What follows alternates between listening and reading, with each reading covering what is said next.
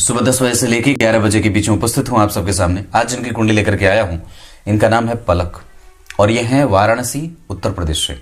शुरू करते हैं आज का कार्यक्रम। कहीं नहीं जाना है, बिल्कुल बन के रहिएगा।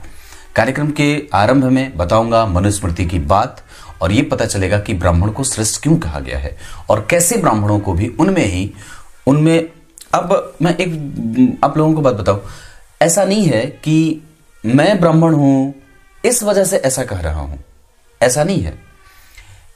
मैंने सिर्फ मनुस्मृति के पक्ष में अपनी बात रखी है। जो इसमें लिखा है मैं वही आपको बताता हूं, अपने से कुछ भी बढ़ा चढ़ा करके या उसे अलंकृत करने की कोशिश नहीं करता। और शास्त्र में जो बात लिखी है उसके अपने कारण हैं और उसका अपना सिद्धांत है और उसके अपने तर्क हैं। उसमें न तो आपको पढ़ने की आवश्यकता है न तो मुझे, किसी को भी नहीं, ऐसा है। पर उससे पहले आपको बताऊं, नकुल पाराशर शॉर्ट्स के नाम से मैंने जो नया चैनल बनाया है उसे भी अवश्य सब्सक्राइब कर लीजिए। रविवार के लिए आपके जो भी दिमाग में सवाल हो, जो प्रश्न आपके दिमाग में बनता है किसी भी क्षेत्र से, उसे भी अवश्य लिख दिया करिए और रविवार की रात्रि के 8 बजे का कार्यक्रम अवश्य देख लीजिए इसी चैनल पे। इसके बाद किसी भी धार्मिक सदग्रंथ की आवश्यकता हो तो मुझे बेझिझक 9572 वाले नंबर पे व्हाट्सएप कर सकते हैं। कुछ लोग हैं जो अब पुस्तक के साथ साथ कह रहे पंडित जी रत्न भी भिजवा देना। एक जन थे वो बोल रहे पंडित जी मुझे पुखराज भी चाहिए, वो भी भिजवा देना। तो भगवान आप लोग ऐसे, मैं सिर्फ ग्रंथ की बात कर रहा हूं। अब आप लोग उसमें जो है वो कोई बोलेगा कि पंडित जी मुझे हीरे जवाहरात के माले भी भिजवा दो, ऐसे लोग करेंगे तो कैसे होगा। ऐसा नहीं है, मैं सिर्फ ग्रंथ की बात कर रहा हूं। और अगर पढ़ना हो तो ये नहीं सजा करके रखना हो, आपको पढ़ने की इच्छा है, आप खरीद नहीं सकते या मिल नहीं रहा या आपके पास साधन नहीं है या आप कर नहीं पा रहे हैं तो मुझे संपर्क कर सकते हैं। अब आइए आपको मैं इनकी कुंडली पे लेके आता हूं। यहां ये कुंडली है पर उसके पहले मनुस्मृति वाली बात। भगवान मनु ने स्मृति ग्रंथ मनुस्मृति में ब्राह्मणों में भी 4 प्रकार के ब्राह्मणों के श्रेष्ठतम होने के प्रभाव बताए हैं या उनका तर्क दिया है। पहला, ब्राह्मण श्रेष्ठ है, विद्वान ब्राह्मण श्रेष्ठ है। दूसरा, जो शास्त्रोक्त और शास्त्र यज्ञ आदि कृत्यों का निर्वहन कराता हो, मतलब जो ऐसे कृत्यों में लगा हो या फिर उसको समझने वाला हो। और तीसरा, जो उसको समझने के बाद उसके आधार पर उसके अनुरूप ही अपना जीवन भी जीता हो। शास्त्र को पढ़ लिया, शास्त्र से युक्त कर्म करवा दिए, उसके बाद उसी के अनुरूप जी रहा है, वो श्रेष्ठतर है। और उससे भी श्रेष्ठतम कौन है? तो श्रेष्ठतम हो जाएगा जो ब्रह्म ज्ञानी ब्राह्मण है, जो ब्रह्म को जानने में लगा है, जिसने ब्रह्म को जान लिया, जो ब्रह्म को जानता है। इन तीनों ब्राह्मणों से श्रेष्ठ है। क्लियर है? अब विद्वान ब्राह्मण इसलिए श्रेष्ठ है। अब फिर वापस पहले वाले पे, वो वहां पे भगवान ने तर्क दिया है कि क्यों उसे श्रेष्ठ कहा गया है। तत्व को जानने वाला, तत्वार्थ और विधि का विधाता ब्राह्मण श्रेष्ठ होगा और उसको कोई भी नास्तिक संप्रदाय उसका खंडन नहीं कर सकते। यज्ञ आदि, ज्योतिषोम आदि यज्ञों का जो करता है वो विद्वान होता है और वही उसका अधिकारी होता है, वही विद्वान ब्राह्मण ही करेगा। यज्ञ आदि कृत्यों में विद्वान ब्राह्मणों की आवश्यकता होती है। अब जरा विचार करके देखिए, आज के समय में इस परिवेश में राजसु यज्ञ हो अगर, वैसे तो वो राजा महाराजा करते हैं, अश्वमेघ यज्ञ अगर हो तो क्या उसके कर्ता हैं? नहीं है। अब उस तरीके के श्रेष्ठ ब्राह्मण रहे ही नहीं, बहुत कम, बहुत गिने चुने संपूर्ण भारत से होंगे तो बहुत कम ब्राह्मण वैसे मिलेंगे। यही बात है। उसको करने वाला ब्राह्मणों में भी सभी ब्राह्मण ऐसे यज्ञ, महान यज्ञों के कर्ता नहीं हो पाते क्योंकि उनको उसका ज्ञान ही नहीं है। यही बात है, उनके आधार पर ही उनका वर्गीकरण किया गया है। अब आइए आपको मैं कुंडली पे लेके आता हूं। अब आपको मैं इनकी कुंडली पे लेके आता हूं। ये कुंडली धनु लग्न की मैंने यहां दिखाया है। सारे ग्रह इधर बैठे हैं चंद्रमा को छोड़ के। तो सप्तम भाव में शनि, अष्टम भाव में शुक्र और नवम भाव में सूर्य, बुध और मंगल बैठे हैं। दशम स्थान में गुरु कन्या राशि के, एकादशवें भाव में तुला के केतु। नवमांश कुंडली कन्या लग्न की ही बन रही है, जो यहां का दशम भाव का अधिपति है। यहां शनि के साथ राहु, मंगल पापक, सूर्य क्रूर, थोड़ी क्रूरता के साथ दाम्पत्य का सुख। और यहां पे शुक्र और शनि जैसे दो परम मित्र, जिसके अधिपति 12 में बैठे हैं। पंचम भाव के अधिपति पीछे बैठे, तृतीय भाव धन भाव के अधिपति के साथ। इसको समझने की कोशिश करते हैं। लग्न के अधिपति का दशम में जाना, चंद्रमा से देखा जाना, जो अष्टम भाव के अधिपति होकर के बैठे। व्यक्ति को माता के स्वास्थ्य पे ध्यान देने की आवश्यकता होगी। व्यक्ति के ऊपर माता का प्रभाव और व्यक्ति के लिए माता की चिंता जायज है। अष्टम भाव के शुक्र जन्म कुंडली में धन भाव को देख रहे हैं। इसका अर्थ होगा कि लाभ भाव के अधिपति का संबंध धन से बन गया, क्योंकि लाभ के अधिपति अष्टम में बैठे, जो आरंभ में व्यक्ति को थोड़ी बहुत मशक्कत के साथ जीवन की पटरी पर जीवन को लाने की कोशिश करेंगे, पर एक वक्त के बाद धन भी प्राप्त होगा, क्योंकि लाभ भाव का अधिपति धन को देख रहा है। लाभेश का संबंध जब कभी भी धन से हो जाए तो निश्चित ही व्यक्ति धनवान बनता है, थोड़े देर से सही।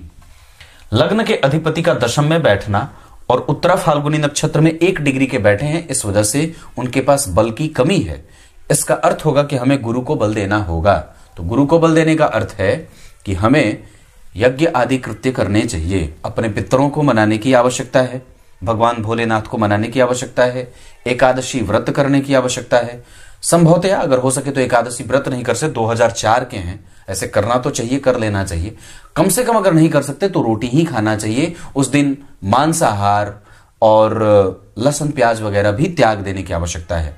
अगर आप नहीं कर सकते एकादशी तो कोशिश करें कि करें, पर अगर नहीं कर सकते, अगर बच्चे हैं तो फिर भी आपको कर लेना चाहिए। यहां पे सूर्य मंगल के साथ बुध बैठे हैं, इस वजह से व्यक्ति कम से कम धार्मिक है। इनका सूर्य बड़ा अच्छा होगा, क्योंकि भाग्य भाव का अधिपति है, भाग्य में बैठा है और भाग्य का कारक केंद्र में बैठा, ये बहुत अच्छी बात होगी।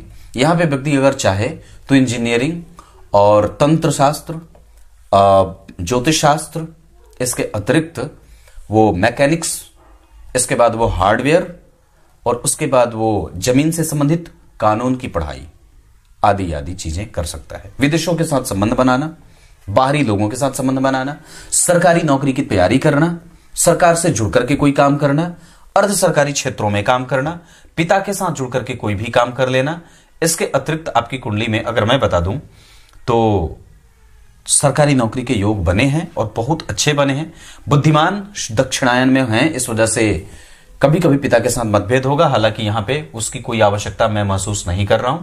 चंद्रमा के ऊपर गुरु और चंद्रमा के ऊपर शनि का प्रभाव है, उस चंद्रमा के ऊपर मंगल का भी प्रभाव है। इस वजह से व्यक्ति जमीन से संबंधित और कानून से संबंधित कोई भी कृत्य कर सकता है। सरकारी नौकरी के प्रबल योग है, क्योंकि शनि और गुरु का संबंध एक ही भाव पे पड़ रहा है। क्लियर है?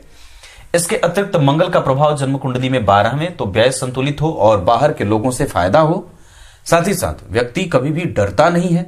और जन्म कुंडली में शुक्र के कारण विपरीत राजयोग बना है। ऐसी अवस्था में कई बार माता का स्वास्थ्य भी गड़बड़ होता है और कई बार व्यक्ति का अनुभव थोड़ा कम काम आता है। वैसे यहां पे सूर्य मंगल और बुध में से मंगल की जो डिग्री है वो 20 डिग्री के है और सूर्य 16 डिग्री के, मंगल अस्त हो जाएंगे। इस वजह से हमें बजरंग बली की पूजा, मंदिर का दर्शन, सूर्य को अर्घ और रविवार को नमक और साथ ही साथ कम से कम हनुमान चालीसा का पाठ ये आवश्यक होगा। इससे आपके दोनों ही ग्रह संतुलित रहेंगे और बहुत ज्यादा है भी नहीं। सूर्य और बुध के कारण यहां पे सप्तम भाव बाधक ग्रह के रूप में उपस्थित होता है धनु लग्न की कुंडली में। यहां पे द्विस्वाभाविक लग्न की कुंडली के लिए यहां बुध बाधक होंगे। भाग्य भाव में बैठे हैं, अस्त नहीं है, क्योंकि डिग्री में वो 16 डिग्री के नहीं 1 डिग्री के हैं और 16 डिग्री के सूर्य हैं। इसका अर्थ होगा कि बुध आपको बुद्धिमान बनाता रहेगा, तार्किक, समझदार, ज्ञानी, और मंगल भी साथ में बैठे हैं। इस वजह से व्यक्ति में वाक्पटुता रहेगी, चंचलता भी रहेगी, चपल भी होगा। और एक बड़ी अद्भुत बात बताऊं, भगवान जो हैं वो चंचल नेत्रों से सबको देखते हैं, पर जो उनमें चपलता करता है उनके साथ, मतलब जो चालाकी करता है भगवान से, भगवान उनको बिल्कुल भी फूटी आंख भी, मतलब भगवान उनको पसंद नहीं करते। तो यहां पे मंगल भी बैठा है, अस्त है, इस वजह से दिखा दिखा करके धर्म ना करिएगा। और अगर कोई भी धार्मिक कृत्य कर दें या कोई दान पुण्य वगैरह कर दें तो कभी भी किसी को बताने की कोई आवश्यकता नहीं है, बताने की आवश्यकता नहीं है, बताने की आवश्यकता नहीं है, नहीं बताया जाता। जब कभी भी दान वगैरह दे दें, कुछ अच्छा काम कर दें, उसको अपने तक सीमित रखना चाहिए, किसी को बताने की आवश्यकता नहीं है। जब कभी कोई गलत काम हो जाए तो सबको बता दो, देखो ना मुझसे ये ऐसा हो गया, ओह देखो मुझसे मैंने ये कर दिया, ऐसा बता देना चाहिए। और इससे आपकी कुंडली का मंगल भी ठीक होगा और उसका दोष भी खत्म होने लगेगा। लाभ भाव के अधिपति अष्टम में है, आपका रिसर्च ठीक है पर उसमें और भी मन लगाने की आवश्यकता है। मैंने विषय बताया, आपकी कुंडली में पंचम भाव पे राहु है, ये जरूर ही विद्या अध्ययन में मुश्किलें पैदा करेंगे। कई बार चूंकि मंगल यहां के अधिपति होकर के अस्त हो रहे हैं, इस वजह से परिणाम में दिक्कत होगा, प्रेम संबंधों में ना पड़िएगा, बहुत दिक्कत होता है, कष्ट देता है। आज तक का अनुभव मेरा यही रहा है, जो लोग बोलते हैं कई बार वहां पे आपको इतना ज्यादा भयावह होता है कि अभी परसों तरसों ही कोई कुंडली मेरे पास आई थी, 2004 की या 5 की, कोई जातिका थी राजस्थान से, वो रोने लगी बहुत, पंडित जी मुझे बड़ा प्रेम हो गया है, मैं उसके बिना नहीं रह सकती। मैंने कहा बड़ा पागल है मुझे बड़ी हंसी है, मैंने कहा ये क्या, वो मतलब ऐसा बड़ा बेचैन। पर आप एक बार कह दीजिए कि मैं इसी लड़के के लिए बनी हूं, आप एक बार कह दीजिए मैं इसी लड़के से मेरी शादी, मैं यही मेरा फाइनल। मैंने कहा 2004 की लड़की है और ऐसे रो रही है विवाह के लिए संबंध, मुझे बड़ा क्या करना चाहिए तो लोग क्या कर रहे हैं। 2004 के लड़के और 2004 की जातिकाओं को क्या करना चाहिए, अपने अनुभवों से समाज को लाभ तो नहीं दे सकते क्योंकि अनुभव तो है नहीं, पर उस अनुभव को इकट्ठा तो किया जा सकता है जिससे एक वक्त के बाद आप भी समाज को कुछ दे सके। पर यहां वो कुछ दूसरे चीज का अनुभव इकट्ठा कर रहे हैं जिससे समाज को पता नहीं कुछ फायदा है या नहीं है। पर मेरे कहने का अर्थ है यहां पे इन सब चक्करों में पड़ने की कोई आवश्यकता नहीं है। हृदय के साफ हैं, आप धनु लग्न के हैं, आप राजा के पुरोहित बन सकते हैं, आप राजा को दिमाग देने वाला बन सकते हैं, आप तत्वों को जानने वाला बन सकते हैं, आप ज्योतिष बन सकते हैं, आप ज्ञानी हैं, आप समझदार हैं, आप धार्मिक हैं, आप राजनेता के सलाहकार बन सकते हैं, नेता नहीं बन सकते, सलाहकार बन सकते हैं। धनु लग्न में लग्न का अधिपति गुरु है और गुरु कभी भी गुरु ही रहता है। देवगुरु बृहस्पति इसके अधिपति हैं। भाव को समझिए और कुंडली के लग्नेश के अर्थ को समझिए। लग्न का अधिपति दशम में बैठा, इसका अर्थ है कि वो जातक को यह कहता है कि आरंभ से ही अपने पैरों पर खड़ा हो, और कई बार वो जल्दबाजीपन में भी रखेगा, ऐसा रखेगा कि मुझे जल्दी ही कुछ करना है, मुझे सबसे पहले अपने पैरों पर खड़ा होना है। तो ये भाव जो व्यक्त होता है वो लग्नेश के दशम स्थान में ही, यही चीज उसे लक्ष्मीवान बना देती है।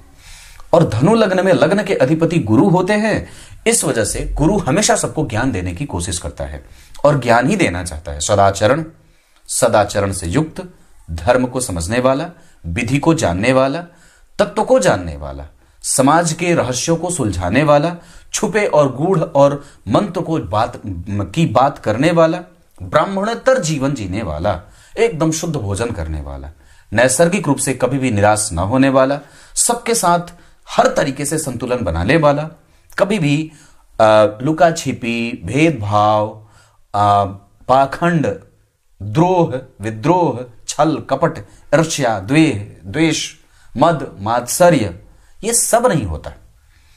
मतलब जब आप तत्वों के आधार पर और ग्रहों के मालिक के आधार पर जब ग्रहों की विवेचना करेंगे या कुंडली का अध्ययन करेंगे, तब आपको पता चलेगा कि उनके मालिक के प्रकृति को समझिए। मेष लग्न की कुंडली मंगल, मतलब वो साहसी है और वो छरिया है, उसको सिर्फ युद्ध जीतने से मतलब है। मुझे युद्ध जीत करके राजा को यह खबर पहुंचानी है हम युद्ध जीत गए। चंद्रमा, वो मन से कभी भी किसी को जीतना चाहता है, भले अपना सर्वस्व लुटा दे, पर हां उसके हृदय में अपना स्थान बना लेता है। मंगल बताए। बुध कौन है? वो बुद्धिमान है, अपनी चपलता से सबको अपने वश में कर लेने वाला है और हमेशा ही अनुभव इकट्ठा करता रहता है। बुद्ध से प्रभावित व्यक्ति बुढ़ापे तक हमेशा ज्ञान प्राप्त करने की कोशिश में लगा रहता है। किसी को भी छल दे, किसी का भी फायदा उठा ले, किसी का कैसे इस्तेमाल करना है बुद्ध वालों को बहुत अच्छे से पता होता है। गुरु कौन है?